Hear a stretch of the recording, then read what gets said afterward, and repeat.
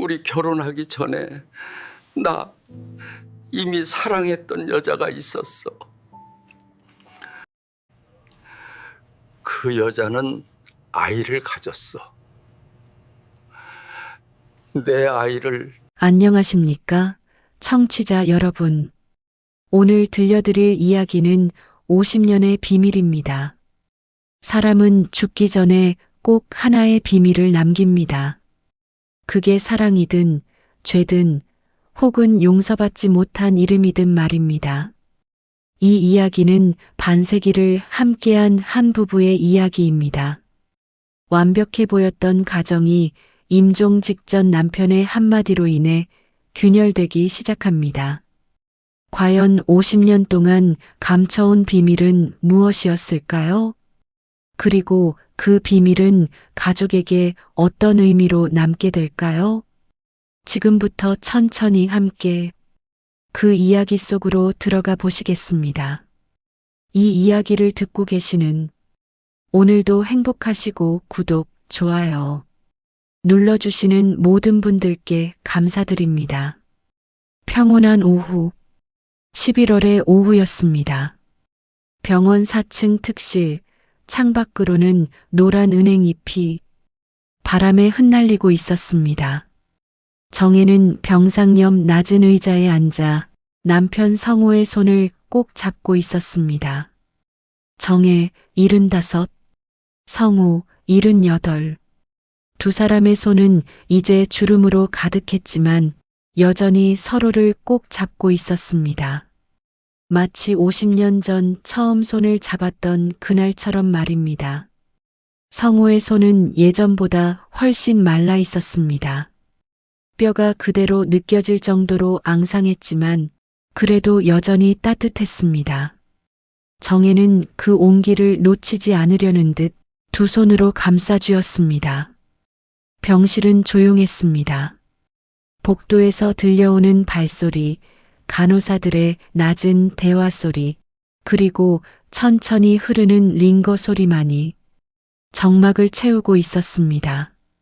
정혜는 남편의 얼굴을 바라보았습니다. 한때는 튼튼하고 믿음직했던 그 얼굴. 지금은 많이 수척해졌지만 여전히 그녀에게는 세상에서 가장 익숙한 얼굴이었습니다. 우리 참 오래 살았지, 여보. 정혜의 목소리는 떨리지 않았습니다. 슬픔을 억누르는 것이 아니라 그저 담담하게 받아들이는 목소리였습니다.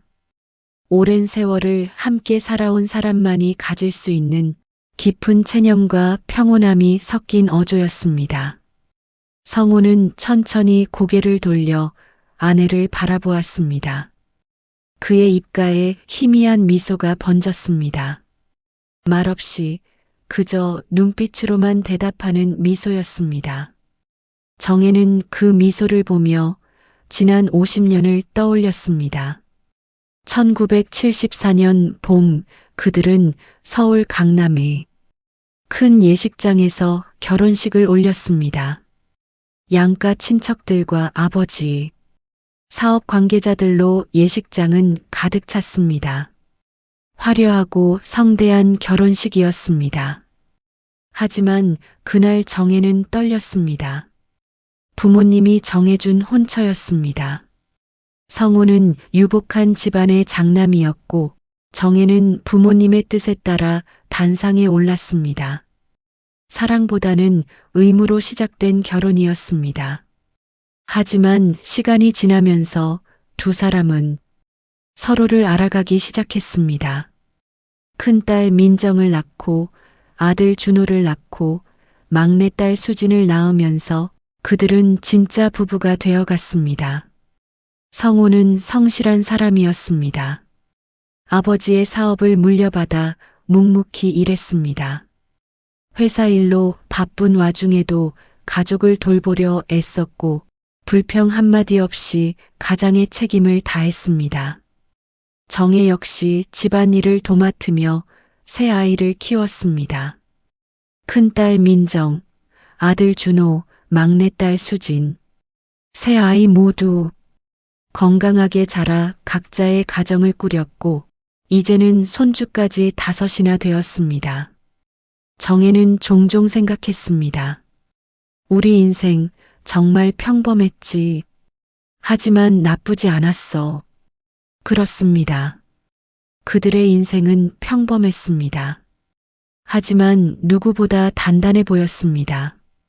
적어도 그날 밤까지는 말입니다. 해가 지고 병실에 어둠이 내려앉았습니다. 정혜는 성우의 이마에 손을 얹었습니다. 열은 없었지만 숨소리가 예전보다 약해진 것 같았습니다. 의사는 말했습니다. 이제 시간이 얼마 남지 않았습니다. 가족분들과 마지막 인사를 나누시는 게 좋겠습니다. 정혜는 고개를 끄덕였습니다. 이미 알고 있었습니다. 그래도 막상 그 말을 들으니 가슴 한편이 무너져 내리는 것 같았습니다.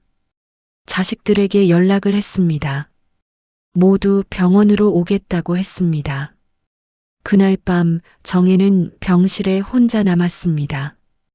아이들에게 엄마가 아빠 곁에 있을게 라고 말했습니다. 그들도 어머니의 뜻을 이해했습니다. 밤 10시가 넘어가고 있었습니다. 병실은 고요했습니다. 복도의 불빛만이 희미하게 문틈으로 새어 들어왔습니다. 정혜는 의자에 앉아 남편의 손을 잡은 채 꾸벅꾸벅 졸고 있었습니다. 그때였습니다. 정혜야. 정혜는 화들짝 놀라 눈을 떴습니다. 성우가 그녀를 보고 있었습니다. 어둠 속에서도 또렷하게 빛나는 눈빛이었습니다. 여보, 괜찮아? 어디 아파? 정혜는 황급히 남편의 이마를 짚어보았습니다. 성우는 천천히 고개를 저었습니다. 아니, 괜찮아. 그냥 할 말이 있어서. 정혜는 남편의 손을 꼭 쥐었습니다. 무슨 말? 편하게 말해봐. 성우는 잠시 침묵했습니다. 그의 눈빛 어딘가에는 오래된 그림자가 드리워져 있었습니다. 무언가를 오랫동안 숨겨왔던 사람의 눈빛. 이제 더는 숨길 수 없다는 듯 그는 천천히 입을 열었습니다. 정혜야, 미안하지만 나 너에게 숨긴 게 있어. 정혜의 손이 순간 굳었습니다. 그녀는 남편의 얼굴을 물끄러미 바라보았습니다. 숨긴 게 있다는 그 말이 무엇을 의미하는지 아직은 알 수 없었습니다. 하지만 본능적으로 느꼈습니다. 지금부터 나올 말은 그녀의 50년 인생을 흔들어 놓을 무언가라는 것을. 무슨 말이야, 여보? 성우는 천천히 눈을 감았다가 다시 떴습니다. 그리고 마침내 50년 동안 가슴속에 묻어두었던 그 말을 꺼내기 시작했습니다. 정혜는 순간 숨이 멎는 듯 했습니다. 병실의 공기가 갑자기 무겁게 가라앉았습니다. 시계 초침 소리만이 고요한 밤을 째깍째깍 가르고 있었습니다. 성우의 목소리는 계속되었습니다. 우리 결혼하기 전에 나 이미 사랑했던 여자가 있었어. 정혜의 손이 남편의 손에서 살짝 떨어졌습니다. 사랑했던 여자라는 말. 50년 동안 단 한 번도 들어본 적 없는 그 말이 지금 이 순간 남편의 입에서 흘러나왔습니다. 정혜는 그 자리에 얼어붙은 듯 앉아 있었습니다. 눈물도 나오지 않았습니다. 화를 낼 기력도 없었습니다. 그저 멍하니 남편의 얼굴을 바라볼 뿐이었습니다. 성우에게 아무 말도 하지 않았습니다. 화를 내지도 울지도 따지지도 않았습니다. 그저 병상 옆에 앉아 남편의 손을 잡고 있었습니다. 하지만 그 손은 예전처럼 따뜻하게 느껴지지 않았습니다. 성우는 아내의 침묵이 무엇을 의미하는지 알고 있었습니다. 그는 더 이상 아무 말도 하지 않았습니다. 그저 천장만 바라보며 조용히 시간을 기다렸습니다. 정혜는 아무 말도 할 수 없었습니다. 성호는 천장을 응시한 채 말을 이어갔습니다. 그 여자는 아이를 가졌어. 내 아이를. 정혜의 심장이 쿵 하고 내려앉았습니다. 귀를 의심했습니다. 아니, 차라리 잘못 들었기를 바랐습니다. 하지만 성호의 목소리는 또렷했습니다. 하지만 우리 집안이 반대했어. 그 여자는 가난한 집 출신이었거든.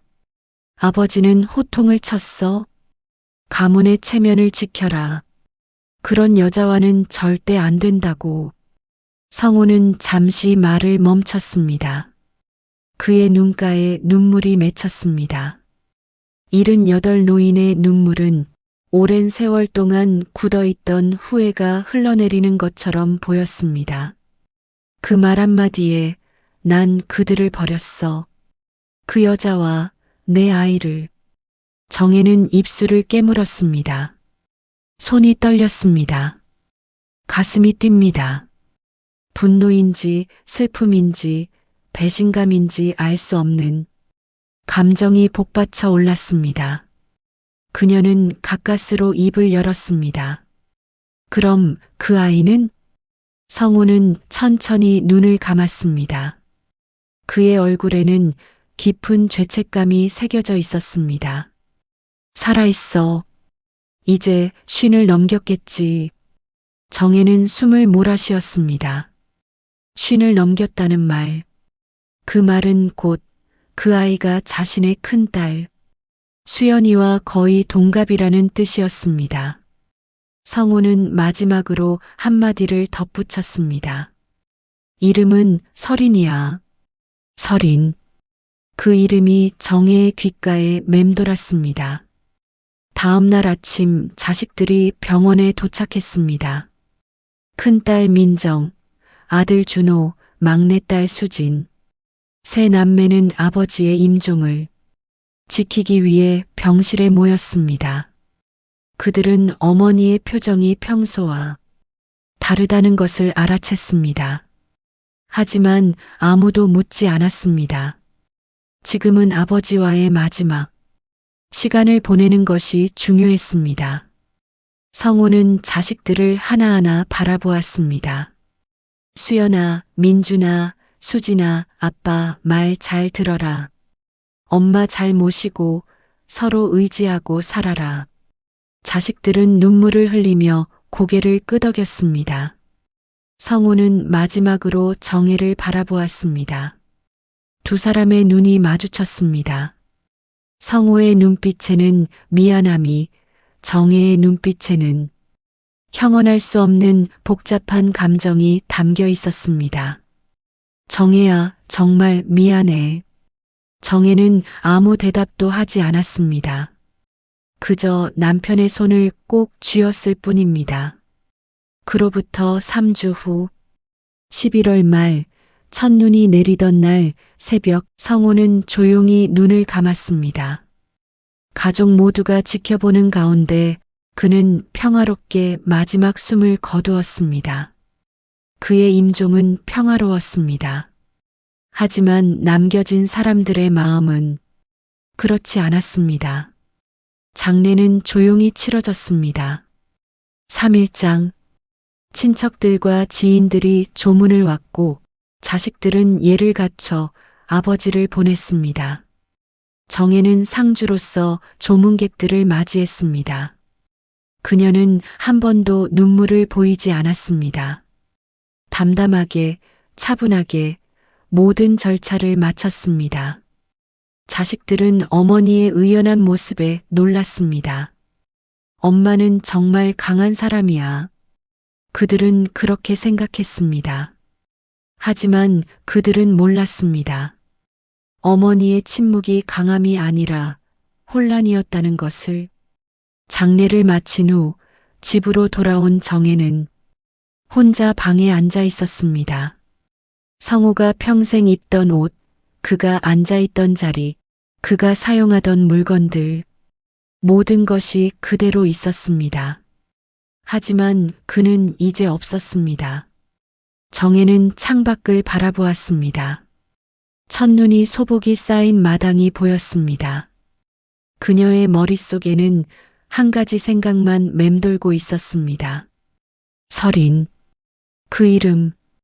그 아이는 지금 어디서 무엇을 하고 있을까? 혹시 아버지가 돌아가셨다는 사실을 알고 있을까? 그리고 만약 그 아이가 나타난다면 나는 어떻게 해야 할까? 정혜는 알지 못했습니다. 자신이 지금 품고 있는 이 질문들이 곧 현실이 되리라는 것을, 그리고 그 현실이 이 가족에게 또 다른 시련을 가져오리라는 것을. 성호는 세상을 떠났습니다. 하지만 그가 남긴 비밀은 여전히 살아 숨쉬고 있습니다. 장례를 마친 지 사흘째 되는 날이었습니다. 성호의 집에는 여전히 조문객들의 발걸음이 이어지고 있었습니다. 고인을 기리는 분들, 유족들에게 위로를 전하려는 이웃들이 문턱을 넘었습니다. 정혜는 거실에 앉아 조문객들을 맞이하고 있었습니다. 피곤한 기색이 역력했지만 그녀는 한 사람에게 정중히 인사했습니다. 50년을 함께한 남편을 떠나보낸 여자의 의무이자 마지막 예의였습니다. 큰딸 민정은 부엌에서 차를 준비하고 있었습니다. 민정, 48. 성호의 첫째 딸로 세 남매 중 가장 책임감이 강한 성격이었습니다. 아버지의 장례를 무사히 치르고 어머니를 보살피는 것이 지금 그녀의 가장 큰 임무였습니다. 둘째 아들 준호는 현관에서 조문객들을 안내하고 있었습니다. 준호 46. 과묵하지만 성실한 성격으로 아버지를 가장 많이 닮았다는 말을 자주 들었습니다. 막내딸 수지는 영정 앞에서 향을 피우며 조용히 아버지를 그리워하고 있었습니다. 수진 40. 세 남매 중 가장 감수성이 풍부하고 아버지와의 추억을 가장 소중히 여기는 딸이었습니다. 오후 3시쯤이었습니다. 조문객들의 발길이 잠시 뜸해진 시간, 문 앞에 낯선 여인 하나가 섰습니다. 검은 코트를 입고 단정하게 묶은 머리. 그녀는 한참 동안 대문 앞에 서 있었습니다. 마치 용기를 내려고 애쓰는 것처럼 몇 번이나 발걸음을 떼었다가 멈추기를 반복했습니다. 그리고 마침내 초인종을 눌렀습니다. 준호가 문을 열었습니다. 어서 오세요. 조문 오셨습니까? 여인은 고개를 숙여 인사했습니다. 그녀의 손은 미세하게 떨리고 있었습니다. 그녀는 천천히 입을 열었습니다. 저 아버지를 뵈러 왔어요. 준호는 잠시 멈칫했습니다. 아버지라는 단어가 이상하게 들렸습니다. 조문객들은 보통 고인을 뵈러 왔습니다라고 말하는데 이 여인은 아버지라고 했습니다. 준호는 고개를 갸우뚱하며 물었습니다. 아버지요? 실례지만 누구시죠? 그 순간 거실에 있던 민정이 현관 쪽으로 걸어왔습니다. 낯선 목소리가 들려서였습니다. 그녀는 여인을 보고 눈을 가늘게 떴습니다. 어머, 조문객이세요? 들어오시죠. 여인은 고개를 들어 민정을 바라보았습니다. 그리고 잠시 망설이다가 조용히 말했습니다. 저는 설인이에요. 아버지의 딸입니다. 순간 시간이 멈춘 듯 했습니다. 민정의 얼굴이 굳었습니다. 준호는 눈을 크게 뜨고 여인을 쳐다보았습니다. 부엌에서 찻잔을 들고 나오던 수진도 그 자리에 얼어붙었습니다. 딸이라는 말, 그 한마디가 장례식장의 공기를 얼어붙게 만들었습니다. 뭐라고요? 딸이라고요? 서리는 침착하게 대답했습니다. 네. 저는 아버지의 첫째 딸입니다. 법적으로는 인정받지 못했지만요. 민정은 할 말을 잃었습니다. 준호는 황급히 거실로 들어가 어머니를 불렀습니다. 어머니, 이리 좀 나오세요. 이상한 분이. 정혜는 천천히 일어나 현관으로 걸어왔습니다. 그녀는 서린을 보는 순간 발걸음을 멈췄습니다. 두 여자가 마주 섰습니다. 정혜, 75의 노년. 서린, 50을 갓 넘긴 중년. 두 사람은 아무 말 없이 서로를 바라보았습니다. 정혜의 눈빛이 흔들렸습니다. 서린의 얼굴, 눈매, 이마의 주름, 심지어 입가의 웃음선까지 모든 것이 성호를 닮아 있었습니다. 정혜는 그 순간 깨달았습니다. 남편이 남긴 마지막 고백이 거짓이 아니었다는 것을. 서린은 진짜로 존재하는 사람이었습니다. 그리고 지금 그녀가 여기 서 있었습니다. 정혜는 한참 동안 침묵했습니다. 그녀의 표정은 복잡했습니다. 분노도 슬픔도 당혹감도 뒤섞여 있었습니다. 민정이 급히 어머니 옆으로 다가왔습니다. 잠깐만요. 무슨 소리를 하시는 거예요? 아버지의 딸이라니 그게 무슨. 하지만 정혜는 손을 들어 민정을 제지했습니다. 민정아, 조용히 해. 민정은 어머니를 놀란 눈으로 바라보았습니다. 정혜는 서린을 향해 천천히 입을 열었습니다. 들어오세요. 서린은 조심스럽게 신발을 벗고 집 안으로 들어왔습니다. 세 남매는 어머니의 뜻을 알 수 없어 당황스러워했지만 아무도 말을 하지 못했습니다. 정혜는 서린을 거실로 안내했습니다. 영정 앞에 놓인 의자 하나를 가리키며 말했습니다. 앉으세요. 서린은 의자에 앉았습니다. 그녀는 영정 속 성호의 사진을 바라보았습니다. 오랫동안 보지 못했던 아버지의 얼굴이었습니다. 서린의 눈가에 눈물이 맺혔습니다. 아버지. 그 한마디에 민정이 참지 못하고 입을 열었습니다. 잠깐만요. 도대체 무슨 일이에요?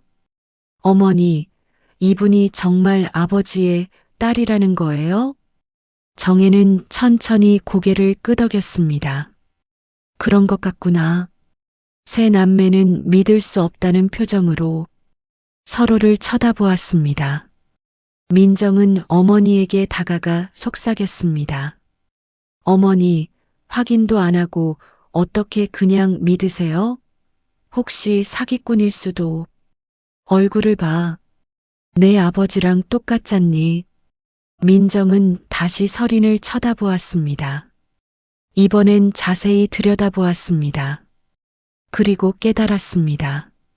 어머니의 말이 맞다는 것을.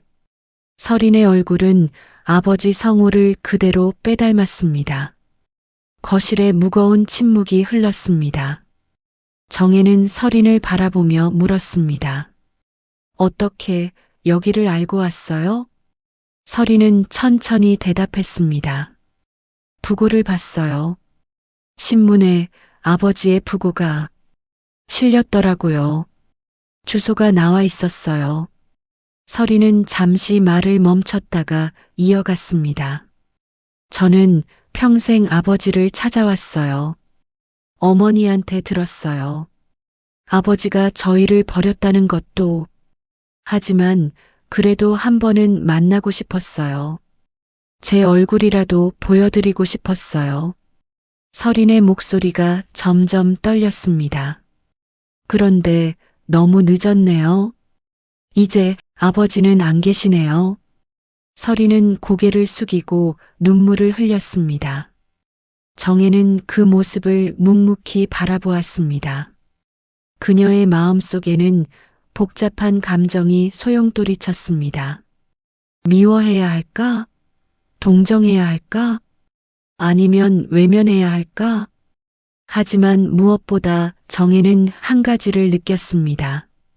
이 여자 역시 피해자라는 것을. 정혜는 천천히 입을 열었습니다. 당신 어머니는 어떻게 되셨어요? 서리는 고개를 들어 정혜를 바라보았습니다. 10년 전에 돌아가셨어요. 평생 힘들게 사셨어요. 저를 혼자 키우시느라.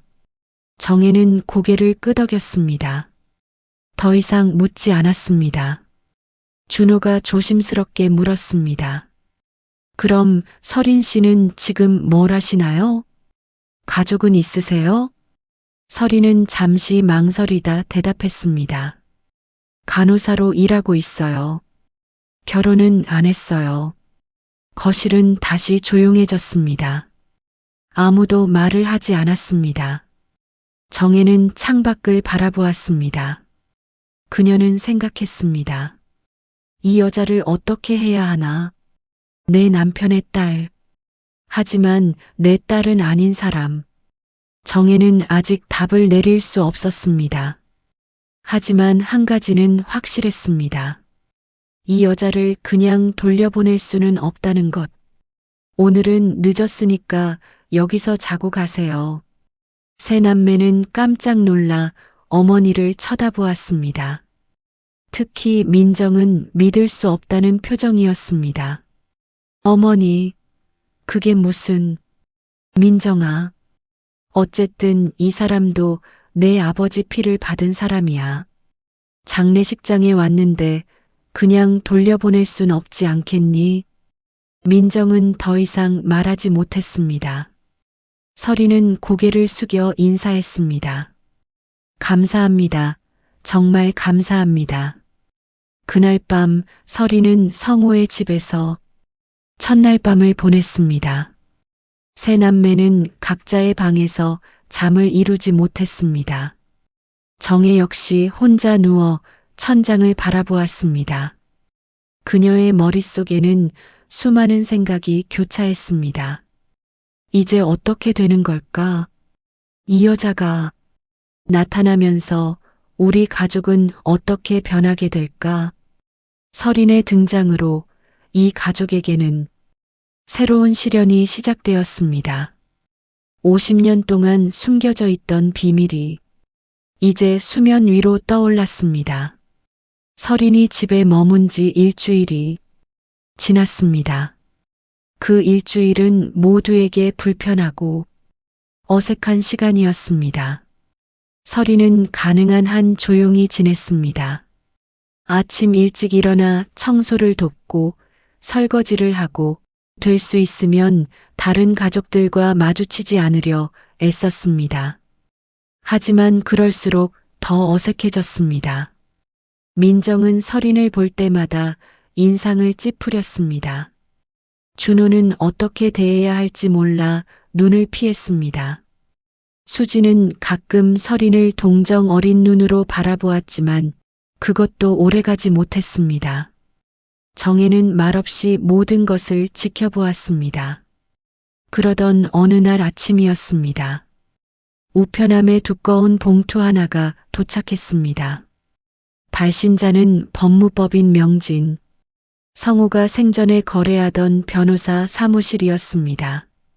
준호가 봉투를 뜯어 내용물을 확인했습니다. 유산 상속 관련 서류였습니다. 준호의 얼굴이 굳어졌습니다. 이게 뭐야? 준호는 급히 거실로 들어가 어머니와 누나들을 불렀습니다. 어머니, 누나, 수진아, 다들 이것 좀 봐. 가족들이 모여들었습니다. 준호는 떨리는 손으로 서류를 펼쳤습니다. 서류에는 성호의 유언이 적혀 있었습니다. 본인고 성호는 사망 시 모든 재산을 배우자 정혜와 자녀 4명에게 균등 분할한다. 거기까지는 평범했습니다. 문제는 그 다음이었습니다. 자녀 민정, 준호, 수진 그리고 서린. 서린의 이름이 명확히 적혀 있었습니다. 민정의 얼굴이 창백해졌습니다. 이게 대체 무슨... 수진은 서류를 빼앗아 다시 읽어보았습니다. 하지만 내용은 똑같았습니다. 아버지는 서린을 자신의 딸로 인정했고 유산도 똑같이 나눠주기로 했던 것입니다. 준호는 주먹을 쥔 채 이를 악물었습니다. 민정은 급히 어머니에게 다가갔습니다. 엄마, 이게 뭐예요? 이게 도대체 무슨 일이에요? 정혜는 아무 말도 하지 못했습니다. 사실 그녀도 이 유언장에 대해 알지 못했습니다. 성호는 임종 전에 서린의 존재만 고백했을 뿐 유산에 대해서는 한마디도 하지 않았습니다. 민정의 목소리가 점점 커졌습니다. 아버지가 우리 몰래 딸을 한 명 더 만들었다는 것도 모자라서 유산까지 나눠주겠다고요? 이게 말이 돼요? 민준도 참지 못하고 입을 열었습니다. 아버지가 도대체 뭘 생각하신 거예요? 우리한테는 한마디 말도 없이. 수지는 눈물을 흘리며 말했습니다. 아버지, 왜 이러신 거예요? 우리가 뭘 잘못했길래. 그때 복도에서 서린이 나타났습니다. 그녀는 가족들의 대화를 들었습니다. 자신의 이름이 유언장에 적혀 있다는 것도 알았습니다. 서린은 조용히 거실로 들어왔습니다. 제 이야기인 것 같아서 나왔습니다. 민정이 서린을 돌아보았습니다. 그녀의 눈빛은 차갑고 날카로웠습니다. 당신 알고 있었어요? 아버지가 유산을 나눠준다는 거? 서린은 고개를 저었습니다. 아니요. 저도 몰랐습니다. 정말요? 그래서 여기 온 거 아니에요? 돈 받으러? 서린은 잠시 침묵했습니다. 그리고 천천히 입을 열었습니다. 저도 욕심내려는 건 아닙니다. 그저 아버지가 마지막으로 제 이름을 남겨주셨기에 그 뜻을 따르고 싶을 뿐이에요. 민정은 비웃듯 고개를 저었습니다. 그럼 돈 때문이 아니란 말이에요? 거짓말 마세요. 우리 아버지 돌아가시고 나타난 게 바로 그 이유잖아요. 서린은 더 이상 대꾸하지 않았습니다. 변명해봤자 소용없다는 것을 알았기 때문입니다. 준호가 중간에서 나섰습니다. 누나, 진정해. 일단 변호사 사무실에 가봐야 해. 정확한 내용을 확인해야지. 하지만 민정은 화를 가라앉히지 못했습니다. 확인할 것도 없어. 아버지가 이렇게 유언장에 적어놨잖아. 정혜는 조용히 입을 열었습니다. 민정아, 그만해. 민정은 어머니를 돌아보았습니다. 엄마는 괜찮으세요? 이 상황이? 정혜는 깊은 한숨을 내쉬었습니다. 괜찮을 리가 있니? 하지만 일단 변호사를 만나보자. 그게 먼저야. 정혜의 가슴은 미어지고 있었습니다. 남편의 죄가 이제 자식들의 입에서 칼처럼 오가고 있었습니다. 가족이 서로를 원망하고 상처를 주고받는 모습. 이것이 성우가 원했던 결말이었을까요? 사흘 후 법무법인 명진 사무실. 겨울 햇살이 창문 너머로 들어오고 있었지만 사무실 안의 분위기는 차갑기만 했습니다. 변호사 이영수는 책상 앞에 앉아 서류를 정리하고 있었습니다. 그 맞은편에는 정혜와 세 자녀, 그리고 서린이 앉아 있었습니다. 민정은 팔짱을 낀 채 불편한 표정이었습니다. 준호는 긴장한 듯 무릎을 떨고 있었습니다. 수지는 손수건을 꼭 쥐고 있었습니다. 서린은 가장 구석 자리에 조용히 앉아 있었습니다. 변호사 이영수가 입을 열었습니다. 유족 여러분, 오늘은 고 성호 씨 유언장 공개를 위해 모셨습니다. 변호사는 봉투에서 유언장을 꺼냈습니다. 그리고 천천히 낭독하기 시작했습니다. 본인 성호는 정신이 온전한 상태에서 이 유언장을 작성합니다. 변호사의 목소리가 사무실에 울려 퍼졌습니다. 본인의 모든 재산은 배우자 정혜와 자녀 4명에게 균등 분할합니다. 자녀는 민정, 준호, 수진 그리고 설인입니다. 민정의 얼굴이 일그러졌습니다. 변호사는 계속 읽어내려갔습니다. 특히 설인에게 한마디 남깁니다. 내가 평생 숨기고 살아온 죄를 씻기 위해 내 첫딸 설인에게도 같은 몫을 나누어 주길 바란다. 첫딸이라는 단어가 공기를 찔렀습니다. 민정은 주먹을 불끈 쥐었습니다. 자신이 첫째 딸이라고 평생 믿어왔는데 아버지는 다른 여자를 첫딸이라고 불렀습니다. 변호사는 유언장의 마지막 부분을 읽었습니다. 그리고 사랑하는 아내 정혜에게 당신에게 너무 큰 짐을 지웠습니다. 용서해 주세요. 하지만 설인도 내 피를 받은 아이입니다. 부디 원망하지 말아주세요. 변호사가 유언장을 내려놓았습니다. 사무실은 무거운 침묵에 휩싸였습니다. 정혜는 눈을 감았습니다. 용서해 주세요라는 남편이 마지막 말이 가슴을 후볐습니다. 용서할 수 있을까요? 지금 이 순간에는 잘 모르겠습니다. 민정이 자리에서 벌떡 일어났습니다. 엄마, 이걸 가만히 둘 거예요? 이건 말도 안 돼요. 준호가 누나의 팔을 잡았습니다.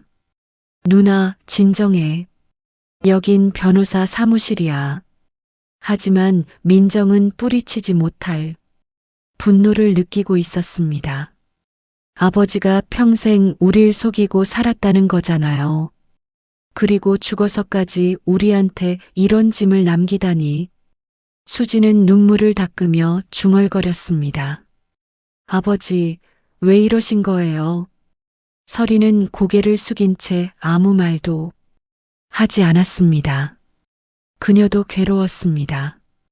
자신 때문에 이 가족이 무너지고 있다는 것을 알았기 때문입니다. 변호사가 조심스럽게 말했습니다. 법적으로는 유언장이 유효합니다. 고인의 의사가 명확하게 표시되어 있고 정신이 온전한 상태에서 작성되었으니까요. 민정이 변호사를 쏘아보았습니다. 그럼 우리가 이의를 제기할 수는 없나요? 가능은 합니다. 하지만 승소 가능성은 낮습니다. 유언장에 하자가 없는 이상 민정은 고개를 돌려 어머니를 바라보았습니다. 엄마, 말씀 좀 하세요. 우리가 이대로 당할 순 없잖아요. 모두의 시선이 정혜에게 쏠렸습니다. 정혜는 오랜 침묵 끝에 천천히 입을 열었습니다. 그건 아버지의 뜻이야. 그 한마디가 떨어지자 사무실은 다시 얼어붙었습니다. 민정은 믿을 수 없다는 표정으로 어머니를 바라보았습니다. 엄마, 그게 무슨... 아버지가 그렇게 원하셨어. 그러니 따라야지. 정혜의 목소리는 떨리지 않았습니다. 하지만 그녀의 마음속은 무너지고 있었습니다. 준호는 주먹을 쥔 채 고개를 숙였습니다. 수지는 울음을 삼키며 손수건으로 눈가를 닦았습니다. 민정은 어머니를 한참 바라보다가 결국 자리에 털썩 주저앉았습니다. 설이는 정혜를 바라보았습니다. 그 눈빛에는 감사와 미안함이 뒤섞여 있었습니다. 하지만 설인도 알고 있었습니다. 이것이 끝이 아니라는 것을, 오히려 시작에 불과하다는 것을. 변호사가 서류를 정리하며 말했습니다.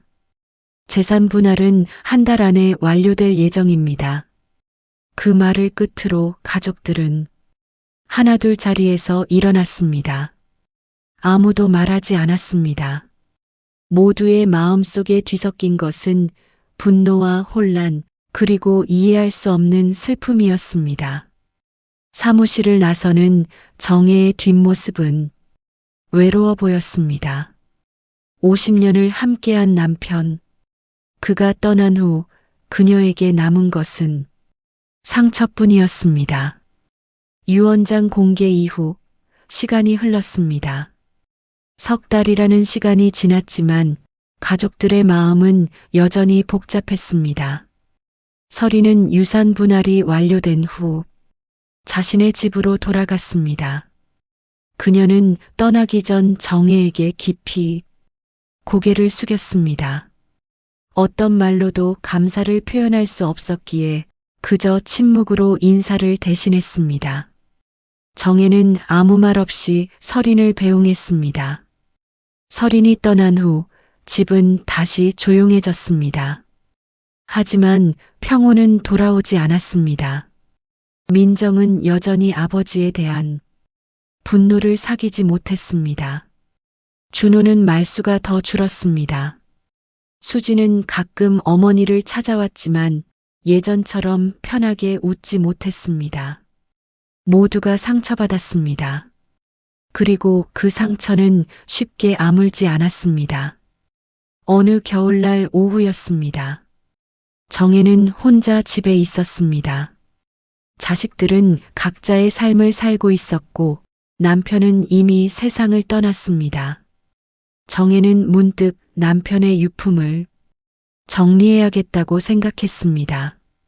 석 달 동안 손대지 못했던 성호의 방, 옷장, 서랍, 책상, 모든 것이 그날 그대로 남아 있었습니다. 정혜는 천천히 옷장을 열었습니다. 남편이 즐겨 입던 코트, 낡은 스웨터, 정장들 하나하나 꺼내면서 정혜는 남편의 채취를 맡았습니다. 아직도 그의 냄새가 희미하게 남아 있었습니다. 서랍을 열었습니다. 낡은 시계, 안경, 지갑, 그리고 그 아래 서류 몇 장. 정혜는 서류를 하나씩 꺼내 확인했습니다. 은행 통장, 보험 증서, 오래된 사진들. 그때 손끝에 작은 봉투 하나가 닿았습니다. 흰 봉투, 그 위에 또박또박 적힌 글씨. 정혜에게. 정혜의 손이 떨렸습니다. 남편의 글씨였습니다. 정혜는 조심스럽게 봉투를 열었습니다. 안에는 편지 한 장이 들어 있었습니다. 편지지도 남편의 글씨로 빼곡히 채워져 있었습니다. 정혜는 침대 끝에 앉아 천천히 편지를 읽기 시작했습니다. 사랑하는 정혜에게, 이 편지를 읽고 있다면 나는 이미 세상을 떠났겠지. 정혜야, 50년 동안 고마웠어. 너와 함께한 시간은 내 인생에서 가장 소중한 순간들이었어. 아버지의 사업을 물려받아 일밖에 몰랐던 내게 너는 나의 편안한 휴식처였고, 너는 내게 구원이었어. 너 덕분에 나는 사람답게 살 수 있었어. 정혜의 눈가에 눈물이 맺혔습니다. 편지는 계속되었습니다. 하지만 정혜야, 나는 평생 한 가지 죄를 짊어지고 살았어. 서린이란 아이 말이야. 그 아이 어머니를 사랑했어. 진심으로 사랑했어. 하지만 나는 비겁했어. 집안의 압박에 굴복하고 책임을 회피했지. 그 아이가 태어났을 때 나는 멀리서 지켜만 봤어. 한 번도 안아주지 못했어. 아버지라고 불러보지도 못했어. 그게 내 평생의 후회야. 정혜는 편지를 읽으며 가슴이 먹먹해졌습니다. 남편의 고백은 처음 들었을 때보다 더 진솔하게 느껴졌습니다. 정혜야, 내 마지막 부탁은 이거야. 너의 손으로 그 아이를 품어줘. 내가 다하지 못한 사랑을 이제 내가 이어줘. 설이는 내 딸이야. 그리고 너의 남편의 딸이기도 해. 부디 그 아이를 미워하지 말아줘. 그 아이는 아무 잘못이 없어. 잘못은 모두 나한테 있어. 정혜야, 이게 내 마지막 부탁이야. 너무 무거운 짐을 지우는 것 같아 미안해. 하지만 이것만은 꼭 부탁하고 싶어. 평생 고마웠어, 정혜야. 사랑해. 성호. 편지가 끝났습니다. 정혜는 편지를 가슴에 꼭 안았습니다. 눈물이 볼을 타고 흘러내렸습니다. 여보, 당신은 정말. 정혜는 한참을 울었습니다. 분노도 원망도 아닌 그저 슬픔이었습니다. 남편이 평생 짊어진 죄책감이 느껴졌습니다. 그리고 마지막 순간까지 자신을 생각했던 남편의 마음이 전해졌습니다. 정혜는 눈물을 닦았습니다. 그리고 결심했습니다. 해야 할 일이 있어. 내가 해야 할 일. 다음 날 오전이었습니다. 정혜는 휴대폰을 들고 한참을 망설였습니다. 설인의 전화번호가 화면에 떠 있었습니다. 준호가 혹시 몰라 저장해둔 번호였습니다. 정혜는 깊게 숨을 들이마셨습니다. 그리고 통화 버튼을 눌렀습니다. 신호음이 울렸습니다. 한 번, 두 번, 세 번. 그리고 전화가 연결되었습니다. 여보세요? 설인 씨, 접니다. 정혜예요.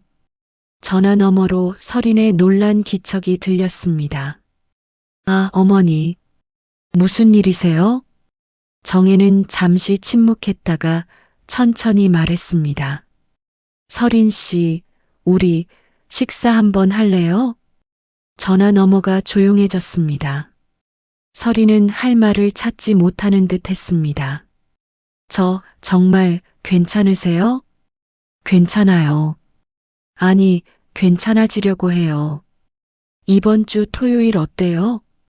설이는 잠시 망설였습니다. 좋습니다. 감사합니다. 정혜는 전화를 끊고 자식들에게도 연락했습니다.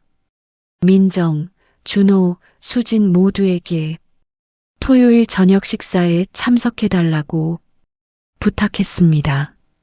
자식들은 놀랐지만 어머니의 부탁을 거절할 수 없었습니다. 토요일 저녁이 되었습니다. 정혜는 정성스럽게 식사를 준비했습니다. 남편 성호가 좋아하던 음식들, 된장찌개, 제육볶음, 나물 반찬들, 식탁은 정성으로 가득 차 있었습니다. 초인종이 울렸습니다. 가장 먼저 도착한 것은 수진이었습니다.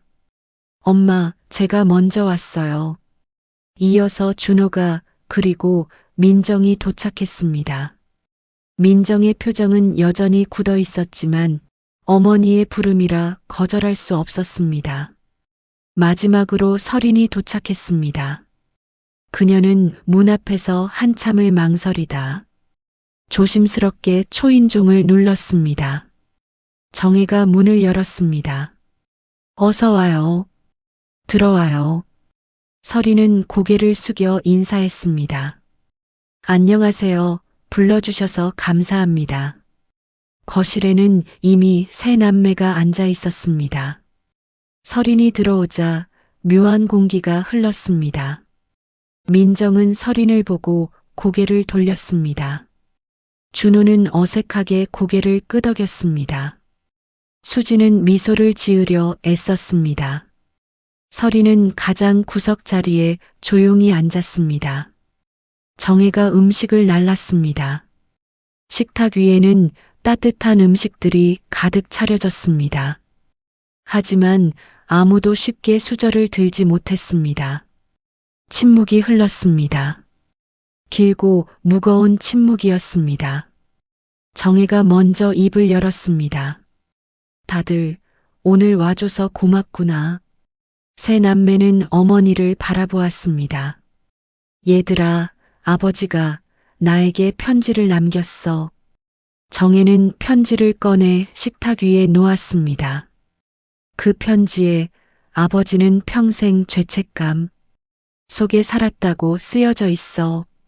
서린이에게 아버지 노릇을 하지 못한 것이 가장 큰 후회였다고. 서린은 고개를 숙였습니다. 눈가가 붉어졌습니다. 아버지는 내게 부탁했다. 서린이를 품어달라고. 자신이 다하지 못한 사랑을 이어달라고. 민정이 입술을 깨물었습니다. 준호는 주먹을 쥐었다 폈다를 반복했습니다. 수지는 눈물을 참고 있었습니다. 긴 침묵 끝에 민정이 입을 열었습니다. 아버지는 정말 당신을 사랑했나 보네요.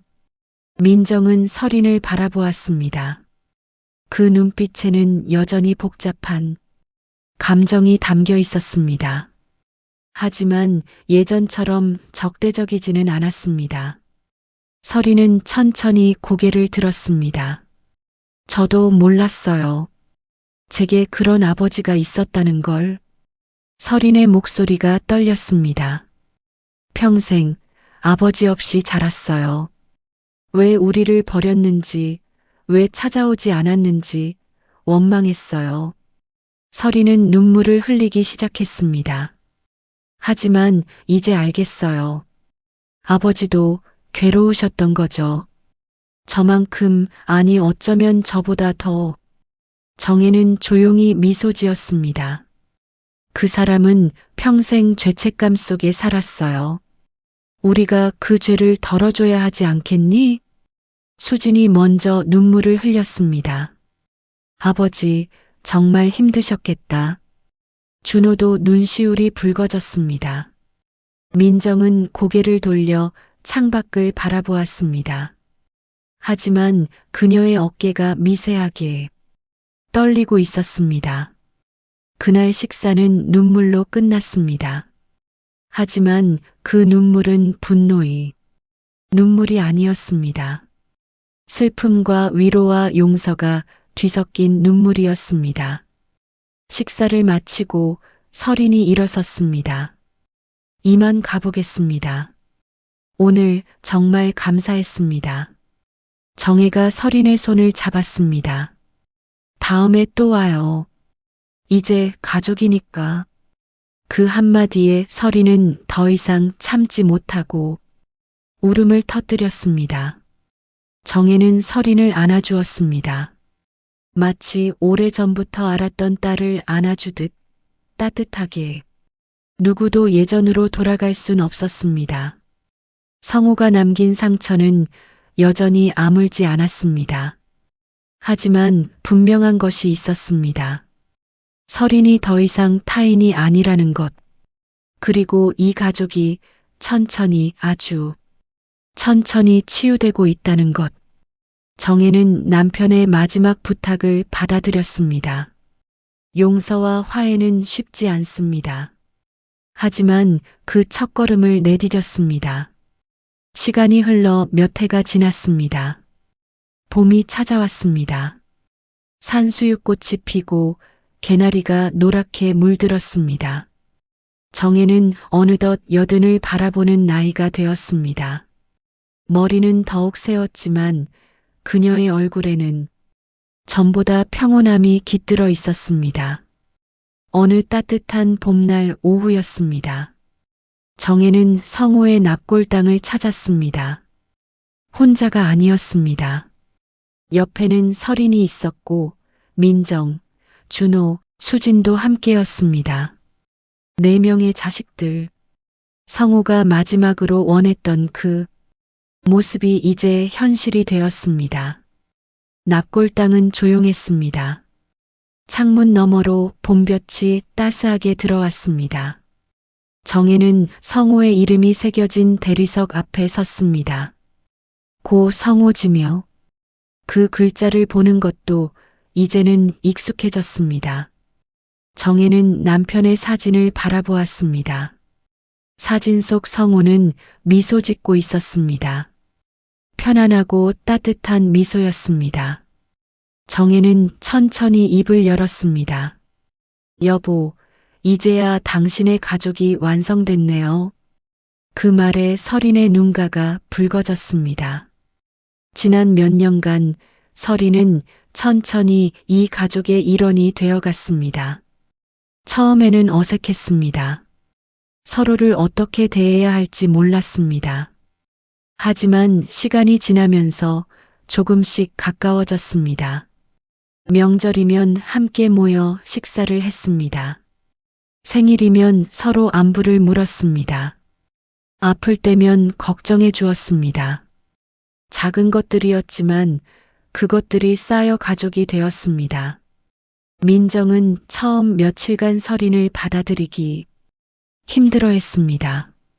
하지만 어느 날 설인이 어머니를 병원에 모시고 간 일이 있었습니다.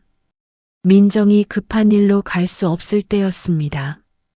그날 이후 민정의 마음이 조금씩 열리기 시작했습니다. 준호는 말없이 설인을 도왔습니다. 설인이 이사할 때 말없이 짐을 날라주었습니다. 어색했지만 그것이 준호식 화해였습니다. 수지는 가장 먼저 설인에게 마음을 열었습니다. 언니라고 부르기 시작한 것도 수진이 처음이었습니다. 바람이 살짝 불었습니다. 납골당 창문 너머로 따스한 봄바람이 들어왔습니다. 그 바람이 성우의 이름이 새겨진 대리석을 부드럽게 스쳤습니다. 마치 성우가 가족들을 쓰다듬어 주는 것 같았습니다. 설인이 눈물을 훔쳤습니다. 아버지, 감사합니다. 저를 기억해 주셔서. 설인은 고개를 숙였습니다. 그녀는 이제 더 이상 버림받은 아이가 아니었습니다. 늦었지만 아버지의 사랑을 받았습니다. 그리고 무엇보다 가족을 얻었습니다. 민정이 설인의 옆으로 다가갔습니다. 그리고 조용히 손을 내밀었습니다. 설인은 놀란 눈으로 민정을 바라보았습니다. 민정은 미소 지었습니다. 이제 우리 가족이에요. 설인은 민정의 손을 꼭 잡았습니다. 두 손이 맞닿는 순간 오랜 벽이 무너졌습니다. 준호도 다가와 설인의 어깨를 가볍게 두드렸습니다. 수지는 설인을 껴안았습니다. 언니, 이제 혼자가 아니에요. 정혜는 그 모습을 지켜보며 하늘을 바라보았습니다. 파란 하늘, 흰 구름, 그리고 따사로운 햇살. 모든 것이 평화로웠습니다. 정혜는 조용히 미소 지었습니다. 사람은 완벽하지 않지만 용서는 완전함으로 가는 길이 되지. 그 말은 남편에게 하는 것이기도 했고 자신에게 하는 것이기도 했습니다. 성우는 완벽한 남편이 아니었습니다. 완벽한 아버지도 아니었습니다. 하지만 그는 마지막 순간 용기를 냈습니다. 숨겨온 진실을 고백하고 용서를 구했습니다. 정혜 역시 완벽하지 않았습니다. 처음에는 분노했고 혼란스러워했습니다. 하지만 그녀는 용서를 선택했습니다. 쉬운 길이 아니었지만 옳은 길이었습니다. 가족들은 한참 동안 그 자리에 서 있었습니다. 아무도 말하지 않았습니다. 하지만 그 침묵은 불편하지 않았습니다. 오히려 평온했습니다. 정혜가 마지막으로 성우의 사진에 대고 속삭였습니다. 여보, 이제 편히 쉬세요. 당신이 원하던 가족, 제가 지킬게요. 그들은 천천히 납골당을 나섰습니다. 봄볕이 그들의 등을 따스하게 비추었습니다. 정혜는 걸으면서 생각했습니다. 인생은 참 기묘한 것이라고. 50년을 함께 산 남편이 남긴 비밀 하나가 가족을 흔들었지만 결국 그 비밀이 가족을 더 단단하게 만들었다고. 설이는 이제 명절마다 정혜의 집을 찾습니다. 민정, 준호, 수진과도 자주 연락합니다. 완전한 화해는 아직 멀었을지 모릅니다. 하지만 그들은 노력하고 있습니다. 천천히 한 걸음씩. 그리고 정혜는 알고 있습니다. 그것으로 충분하다는 것을. 완벽한 가족은 없습니다. 하지만 서로를 이해하고 용서하고 사랑하려 노력하는 가족. 그것이 진정한 가족이라는 것을. 쉽지 않은 선택이었지만 그녀는 사랑을 선택했습니다. 설이는 평생 그리워하던 가족을 얻었습니다. 늦었지만 진심으로 받아들여졌습니다. 그리고 민정, 준호, 수지는 배웠습니다. 가족이란 피로만 이어지는 것이 아니라 마음으로도 이어질 수 있다는 것을. 사람은 누구나 비밀을 하나쯤 가지고 있습니다. 어떤 비밀은 평생 묻혀야 하지만 어떤 비밀은 용기 내어 말해야 합니다. 그리고 그 비밀을 듣는 사람은 선택해야 합니다. 분노할 것인가, 용서할 것인가. 정혜는 용서를 택했고 그 선택이 가족을 구했습니다. 오늘 이야기가 여러분의 마음에 작은 울림이 되었기를 바랍니다. 완벽하지 않아도 괜찮습니다. 용서하고 사랑하려 노력하는 것. 그것이 우리가 할 수 있는 가장 아름다운 일이 아닐까요? 50년의 비밀, 여기서 마무리하겠습니다. 들어주셔서 감사합니다.